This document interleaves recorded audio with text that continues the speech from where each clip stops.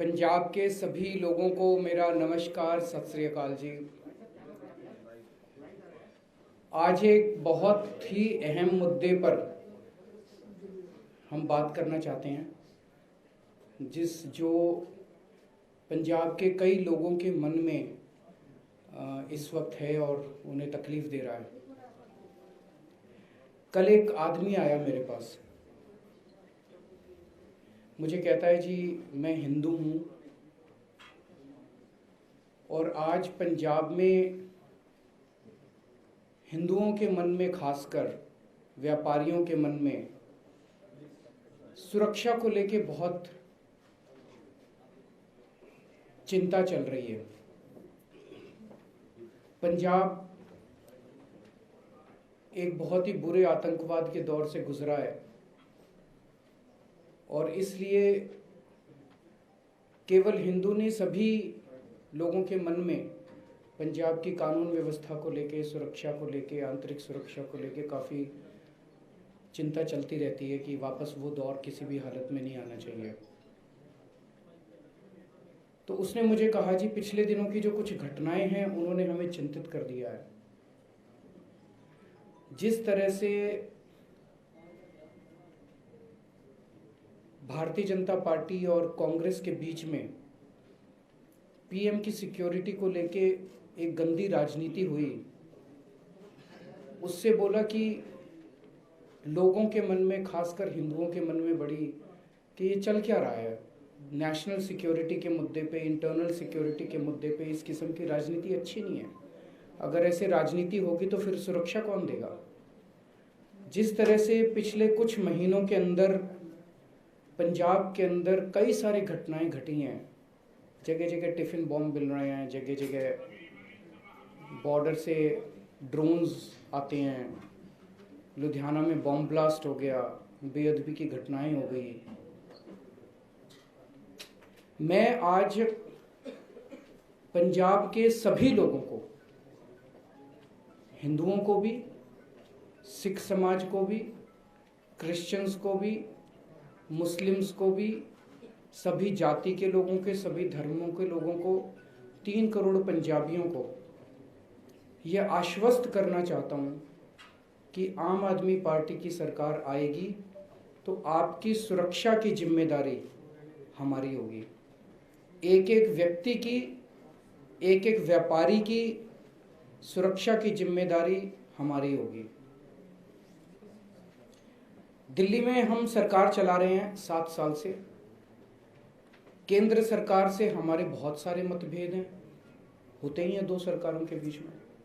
लेकिन आप लोगों ने देखा कि कभी भी हमने जब जब देश का मुद्दा आया, जब जब समाज का मुद्दा आया, जब जब लोगों का मुद्दा आया, हमने कभी राजनीति नहीं की उस पर। आप लोगों ने देखा होगा कि किस तरह से कोरोना के वक्त में हमने, केंद्र सरकार ने बहुत बार हमें प्रोवोक किया, लेकिन उसके बावजूद हमने केंद्र सरकार के साथ मिलकर काम किया और कोरोना को अच्छे से दिल्ली के अंदर हमने मैनेज किया। मैं पंजाब के सभी लोगों को, हिंदुओं को, सिखों को, क्रिश्चियंस को, मुस्लिम्स को, सबको आश्वस्त करना चाहता हूं कि राष्ट्रीय सुरक्षा और आंतरिक सुरक्षा के ऊपर हम कभी भी किसी भी किस्म की राजनीति नहीं होने देंगे। कोई राजनीति नहीं होगी। केंद्र सरकार के साथ मिलके पंजाब सरकार काम करेगी और पंजाब के बॉर्डर स्टेट है, बड़ा सेंसिटिव स्टेट है, पंजाब के लोगों की सुरक्षा का, देश की सुरक्षा का को सुनिश्चित करेगी। दूसरी बात, बॉर्डर पार से नशा आता है। आज पंजाब में जो इतना नशा है, ये नशा कहाँ से है? ये कोई राजस्थान से, गुजरात से, हरियाणा से, दिल्ली से नहीं आ रहा। ये नशा सारा बॉर्डर पार से आता है। ड्रोन सारे बॉर्डर पार से आते हैं, टिफिन बॉम्ब सारे उधर से आते हैं। हम लोग जानते हैं कि कैसे जब बॉम्ब ब्लास्ट हुआ था बॉम्बे में, तो पता चला कि जो RDX बॉम्बे के अंदर आया था उसमें कुछ कस्टम्स के अधिकारियों का भ्रष्टाचार था, जिसकी वजह से उन्होंने उसको अलाउ किया था। तो ये सब घटनाएं तब घटती है जब उधर के लोग इधर के कुछ लोगों को खरीद के अपने नापाक मंसूबों पे सफल हो जाते हैं। इसीलिए बहुत ज़रूरी है कि बॉर्डर स्टेट के अंदर एक ईमानदार सरकार बननी चाहिए। ईमानदार सरकार होगी तो बिकेगी नहीं। ईमानदार सरकार होगी तो ईमानदार पुलिस अफसरों को जिम्मेदारी दी जाएगी। ईमानदार सरकार होगी तो किसी भी हालत में बॉर्डर से नशा इस तरफ नहीं आएगा। ईमानदार सरकार होगी तो किसी भी हालत में बॉर्डर से ड्रोन और टिफिन बॉम्ब इस तरफ नहीं आएंगे। ईमानदार सरकार होगी तो बेअदबी करने वालों को सख्त से सख्त सज़ा देगी ताकि दोबारा कोई हिम्मत ना कर सके। अगर बरगाड़ी की बेअदबी करने वालों की मास्टरमाइंड को आज सज़ा मिल गई होती तो दरबार साहब जी में दोबारा बेअदबी करने की किसी की हिम्मत नहीं होती। तो इसीलिए मैं सब लोगों को ये आश्वासन देना चाहता हूँ कि आम आदमी पार्टी की पंजाब सरकार पंजाब के एक एक पंजाबी को सुरक्षा सुनिश्चित करेगी। मैं आपको एक उदाहरण से इसको समझाना चाहूँगा। एक बेईमान मुख्यमंत्री है, मान लीजिए, वो अपने पुलिस अफसरों की मीटिंग बुलाता है। उस मीटिंग में वो क्या कहेगा? हाँ भाई तू कितना इकट्ठा करके लाया, हाँ भाई तू कितना इकट्ठा करके, अपने अपने एरिया के पैसे बांध देते हैं ना, ऊपर तक जाता है पैसा एरिया का। और फिर एसपी के लिए, थानेदार के लिए सबकी पोस्टें बिकती हैं, ये इतने की, ये इतने की, इतने। अब जो थानेदार, जो एसपी पैसे देके पोस्टिंग लेगा, जो थानेदार, जो एसपी जिसने महीना इकट्ठा करके अपने मुख्यमंत्री तक पहुंचाना है, वो तो फिर नशा ही बिकवाएगा, वो तो फिर आतंकवादी फैलाएगा, वो तो फिर जनता की सुरक्षा के साथ खिलवाड़ी करेगा। दूसरा एक मुख्यमंत्री है जो ईमानदार है, वो अपने पुलिस अफसरों की मीटिंग बुलाता है और बोलता है खबरदार अगर तुम्हारे इलाके में नशा बिका तो। और फिर देखो पंजाब पुलिस कैसे नशा रोकती है। यही पंजाब पुलिस आपको पंजाब के अंदर तगड़ी सुरक्षा देके दिखाएगी। ऊपर से क्या सिग्नल आता है ये ज़रूरी है। दिल्ली के अंदर जब हमने सरकार बनाई तो कहा जाता था कि सरकारी टीचर तो काम नहीं करते जी, सरकारी टीचर तो कामचोर होते हैं, सरकारी टीचर तो पेड़ के नीचे बैठ के अपने स्वेटर बुनती रहती हैं। उन्हीं 60,000 सरकारी टीचर्स ने आज दिल्ली के अंदर शिक्षा क्रांति करके दिखा दी। यही पंजाब पुलिस, जब उनको ठीक सिग्नल मिलेगा, जब ईमानदार पुलिस अफसरों को ठीक अच्छी पोस्टिंग मिलेगी, यही पंजाब पुलिस आपको अच्छी सुरक्षा देके दिखाएगी।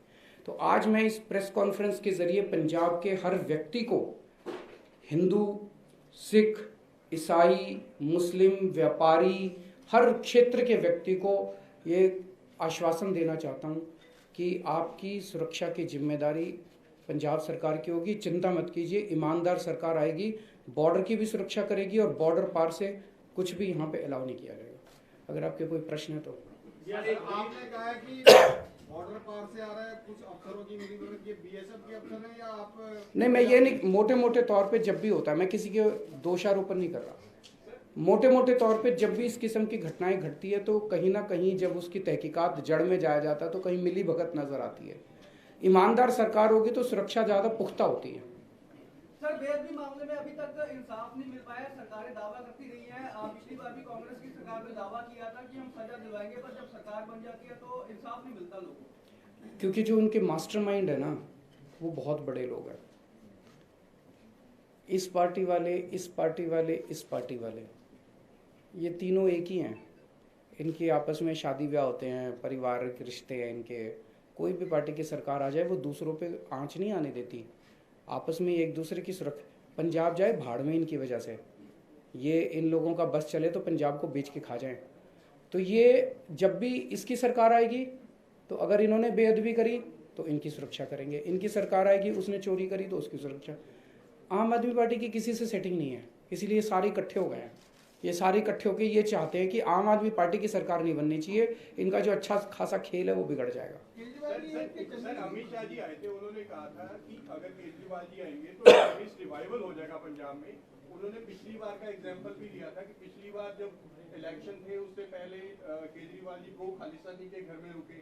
क्या कहना चाहते हैं सर? गृह मंत्री ऐसी बात सीधे सीधे आपसे कहे, ये बड़े दुख की बात है। प्रधानमंत्री जी लोकसभा में झूठ बोलते हैं, प्रधानमंत्री जी यहाँ के झूठ बोलते हैं, गृह मंत्री जी उलट सुलट आरोप लगाते हैं।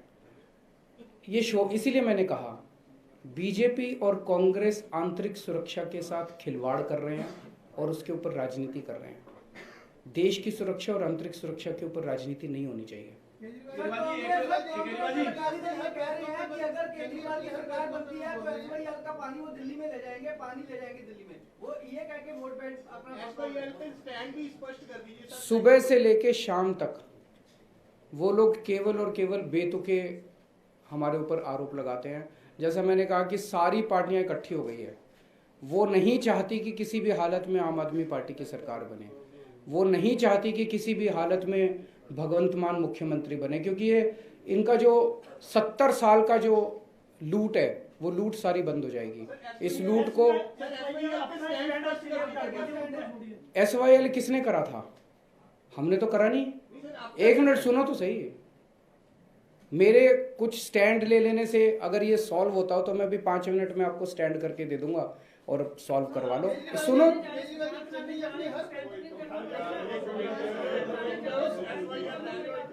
यार मेरे को बोलने दोगे तभी तो कुछ बोलूंगा।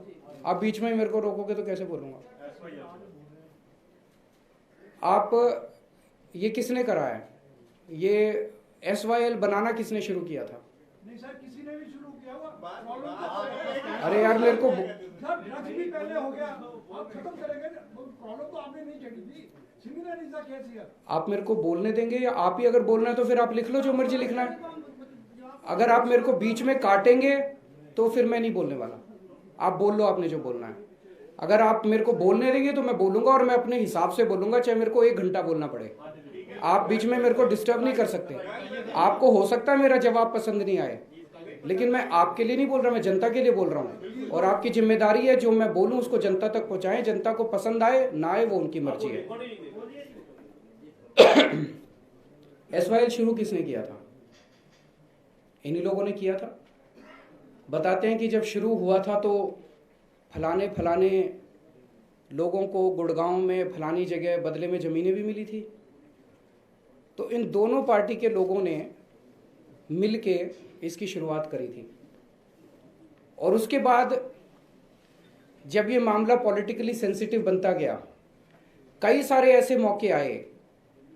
यहाँ पे कैप्टन साहब की सरकार थी, ऊपर कांग्रेस की सरकार थी, यहाँ पे अकाली भाजपा की सरकार थी, हरियाणा में बीजेपी की सरकार थी, सेंटर में बीजेपी की सरकार थी। इन्होंने सॉल्व क्यों नहीं किया? ये आके हरियाणा में कुछ और बोलते हैं, पंजाब के अंदर कुछ और बोलते हैं, केंद्र के अंदर कुछ और बोलते हैं, सुप्रीम कोर्ट के अंदर कुछ और बोलते हैं। ये सॉल्व करना नहीं चाहते। ये एक ऐसा मुद्दा नहीं है जिसके ऊपर कि केजरीवाल ने ये स्टैंड बोल दिया तो ये समस्या का समाधान हो गया, फलाने ने ये स्टैंड बोल दिया तो ये समस्या का समाधान हो गया। मेरा अपना मानना है कि पंजाब के जो भी अधिकार हैं, पंजाब का जो भी हक है, वो किसी भी हालत में वो हक मरना नहीं चाहिए। उसको हम सुनिश्चित करेंगे कि पंजाब का जो भी हक है वो हक मरेगा नहीं। ये इस समस्या का समाधान या तो कोर्ट में और या मिल बैठ के, सब लोगों को मिल बैठ के इसका समाधान लेना पड़ेगा। इसके ऊपर भी राजनीति नहीं होनी चाहिए। राजनीति करने से केवल हर चुनाव के पहले एसवाईएल पे क्या स्टैंड है जी, एसवाईएल पे क्या स्टैंड है जी, ये स्टैंड ले लेने से आप हरियाणा में जाके पूछ लो खट्टर का क्या स्टैंड है और यहाँ पे पूछ लो बीजेपी का क्या स्टैंड है। आप कांग्रेस से पूछो कि हरियाणा में क्या स्टैंड है और कांग्रेस से पूछो कि पंजाब में क्या स्टैंड है। ये स्टैंड से समस्या का समाधान हुआ है आज तक? हमें समस्या का समाधान करना है कि स्टैंड लेने हैं। केवल और केवल राजनीति हो रही है इस मुद्दे के ऊपर। राजनीति से ना तो हरियाणा का फायदा हो रहा और ना पंजाब का फायदा हो रहा। वो मैंने सुना कल सुखबीर बादल कहते हैं कि केजरीवाल ने सुप्रीम कोर्ट में याचिका की है कि पंजाब का पानी सारा दिल्ली ले जाऊंगा मैं। अरे तुम्हारी तरह मैं पंजाब का खजाना लूट के अपने घर और सुखविला नहीं बनाता। केजरीवाल ईमानदार आदमी है। ऐसा कोई हो सकता है कि कोई पीआईएल हो सकती है कि पंजाब का पानी दिल्ली को दे दो जी? कुछ भी बोल देते हैं। दिमाग खराब हो गया इन लोगों का।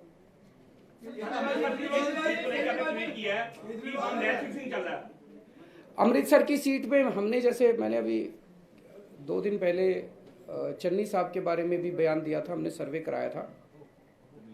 हमने अमृतसर ईस्ट का भी सर्वे कराया और उसमें सिद्धू साहब हार रहे हैं, मजीठा जी हार रहे हैं और मजीठिया जी हार रहे हैं और ये लड़की जीत रही है। और उसका कारण भी बता देता हूँ। हमने इसको भी 2-3 बार सर्वे कराया। लोगों को ये लग रहा है यार लड़की जो है ये अपने में से है। कल को सिद्धू साहब पिछले 5 साल या 10 साल से यहाँ पे है और ना किसी का फ़ोन उठाते, ना किसी से मिलते, किसी को समस्या हो वो उनको अप्रोच नहीं कर सकता। अमृतसर हल्के में ईस्ट हल्के में एक काम नहीं किया उन्होंने। वो कहते हैं हमें अपने में से एक आदमी चाहिए जिसके सुख दुख में रात को 12-1 बजे जरूरत पड़े उसके घर तो चले जाएं, जी बीमार है इलाज करा दो। ये लड़की इनकी अपनी है, इनकी अपनी बेटी है, अपनी बहू है, तो ये लोग इसको कम से कम पकड़ के इसको अपना काम तो करा लेंगे। वो लोगों को पसंद आ रहा है। बहुत सारी जितनी पॉलिटिकल पार्टीज आपके एडवर्सरीज हैं उसमें चन्नी साहब से लेके इवन सुखबीर बादल सबका ये आरोप है कि वो कहते हैं कि हमारे जो बचे कुचे कैंडिडेट्स हैं जो यहाँ तक भी कह रहे हैं कि झूठन है वो आप में जारी, तो आप में नया क्या है। और जो मेंबर पार्लियामेंट है लुधियाना के रवनीत बिट्टू, उन्होंने तो ये तक कह दिया कि हमने भेजा वापस बुला लेंगे। तो इस पे आपका टेक क्या? कुछ कहने की जरूरत ही नहीं है, इतने बेतुके बयान है। इस पे आपको टेक क्या चाहिए? मतलब मैं देख रहा था वो रवनीत बिट्टू वो खुद ही हंस रहा था अपने बयान पे जो बयान दे रहा था। सर एक राज्यपाल जी बोल रहे हैं कि हम एक खुलासा करेंगे, आपने जो टिकटें दी हैं वो बेच के दी हैं टिकटें। स्वागत है जी उनका, खुलासा करें, सामने एक सबूत आए तो क्या करेंगे आप? टिकट काट देंगे, वो सीट छोड़ देंगे खाली। सबूत तो दो, सबूत तो दो। मैंने एक ऐसी आखिरी मोमेंट पे दिल्ली में एक बार हुआ था, हमने कहा था कि कोई भी अगर गंदा कैंडिडेट होगा, क्रिमिनल बैकग्राउंड का होगा, ये होगा, मतलब झूठे सच्चे केस, तो केस की बात नहीं कर रहा। एक केस में एक आदमी ने साबित कर दिया कि उसने अपनी फलानी किसी कोई उसने किया था जो कि साबित हो गया। चुनाव के 48 घंटे पहले हमने उसकी टिकट काट दी थी।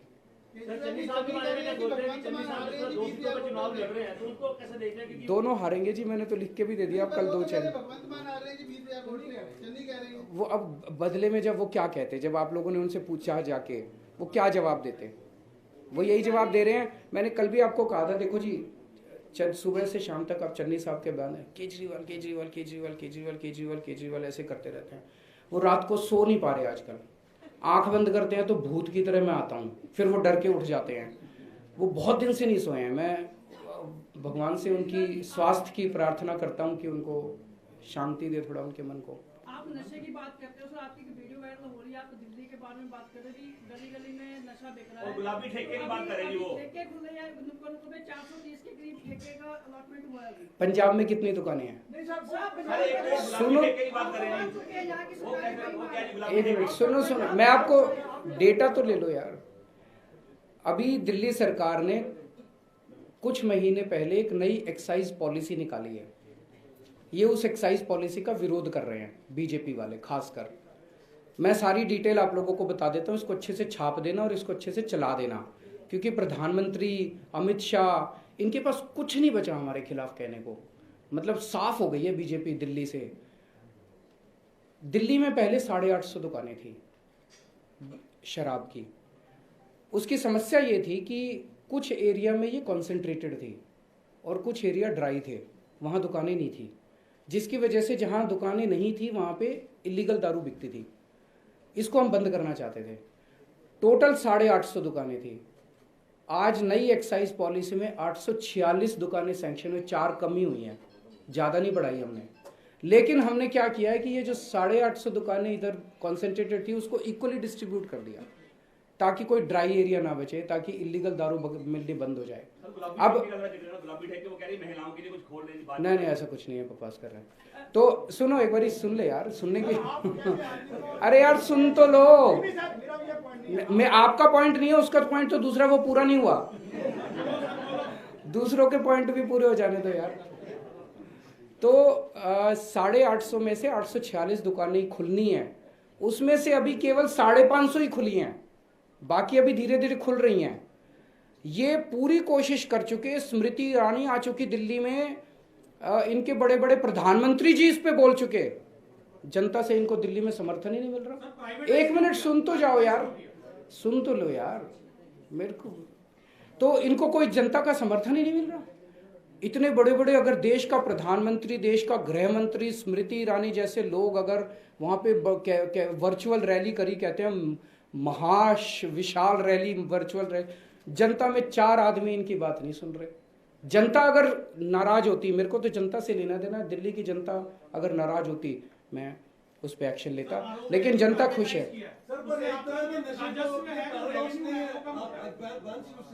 आम आदमी party is a different party, तो नशे के ऊपर डबल स्टैंडर्ड्स कैसे हो सकते हैं? ये भी तो नशे है, इसको अगर हम चाहे लीगलाइज कर रहे हैं बैंड्स को, आपके हिसाब से पंजाब में कैसी रहेगी? आपके हिसाब से प्रोहिबिशन होना चाहिए?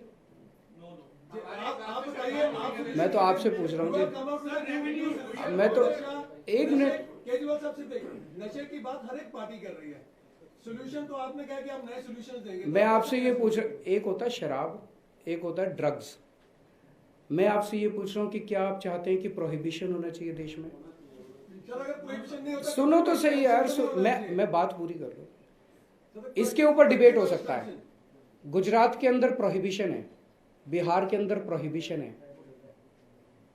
आप कहो वहां पे होम डिलीवरी होती है दारू की, फोन नंबर है। गुजरात में ले लो, दारू खुलेआम बिक रही है, दारू की नदियां बह रही हैं वहां पे। तो सारा स्टेट में इलीगल दारू बिक रही है, सारे बिहार में इलीगल दारू बिक रही है। वो पैसा कहाँ जा रहा है? जिसने प्रोहिबिशन किया उसके पास जा रहा है। ये सुनो तो, एक मिनट सुन तो लो यार, मेरी बात पूरी नहीं हुई अभी, सुनते नहीं हो यार। लीगलाइज करना सॉल्यूशन है आपके हिसाब से? मैं सुन तो लो यार। तो जहां तक ड्रग्स का सवाल है, जहां दिल्ली, जब हम पंजाब के अंदर नशे की बात करते हैं, हम ड्रग्स की बात करते हैं। जो इंजेक्शन लगते हैं, जो गोलियां लेते हैं, जो अफीम खाते हैं बच्चे, जो ड्रग्स बिकती है, उसकी बात करते हैं। जहां तक लिकर का सवाल है, पूरे देश के अंदर, पूरी दुनिया के अंदर दिल्ली जो है वो देश की राजधानी है, इंटरनेशनल टूरिस्ट्स भी आते हैं वहाँ पे। दिल्ली के अंदर प्रोहिबिशन नहीं किया जा रहा है, लेकिन दिल्ली के अंदर कोई ऐसी भी बात नहीं है कि जितनी पहले दारू बिकती थी उससे कोई बहुत ज़्यादा दारू बिकने लगी है। उतनी दारू है जितनी पहले बिकती थी, लेकिन जो इलीगल दारू बिकती थी उसको बंद कर दिया हम लोगों ने। इलीगल दारू का सबसे बड़ा खामियाजा यह है कि कल को इलिसिट दारू भी बिक सकती है, नकली दारू भी बिक सकती है। उसमें कितने लोगों का नुकसान होगा? आप ही हराना चाहते हैं क्योंकि आप खुद मुख्यमंत्री बनना चाहते हैं, चल नहीं कह रहे। इस जवाब देने लायक है? मतलब मैं कैसे बनूंगा बताओ? मैं तो चुनाव ही नहीं लड़ रहा। मतलब उनका दिमाग खिसक गया थोड़ा। जो अभी तक के राजनीतिक समीकरण है, किसी पार्टी को बहुमत मिलता दिखाई नहीं दे रहा है। अगर पंजाब के हितों के लिए आम आदमी पार्टी को बहुमत करना पड़े, गठबंधन करना पड़े, तो किस पार्टी के साथ करेगी? आम आदमी पार्टी को पूर्ण बहुमत मिल रहा है। मैं आज आप लोगों के जरिए एक मैसेज देना चाहता हूँ। आप लोगों के सर्वे में 60-65 सीट आ रही हैं, इसका मतलब सरकार तो बन रही है आम आदमी पार्टी की। मैं आपका सर्वे मानता हूँ। मैं पंजाब की जनता से कहना चाहता हूँ भाई, सरकार तो बना रहे हो, लेकिन मजबूत सरकार बनाना, भगवंत के हाथ मजबूत करना। 80 से कम सीट नहीं आनी चाहिए। तो 3-4 दिन बचे हैं। 3-4 दिन में अब सारे जने पंजाब में जितने लोग मेरे को आज सुन रहे हैं, सारे जने अपना अपना फ़ोन उठाओ, सारे रिश्तेदारों को फ़ोन करो, सारे दोस्तों को फ़ोन करो और बोलो कि झाड़ू पे वोट डालनी है। अपने पिंड में घर घर जाओ और बोलो कि झाड़ू पे वोट डालनी है। और आखिरी दिन, चुनाव वाले दिन, किसी ने घर नहीं बैठना, एक एक वोट पड़नी चाहिए। एक एक वोट जरूरी है। अगर पंजाब का हर आदमी वोट डाल देगा, आम आदमी पार्टी की 80 सीट आ जाएगी। बहुत बहुत शुक्रिया। बाकी कल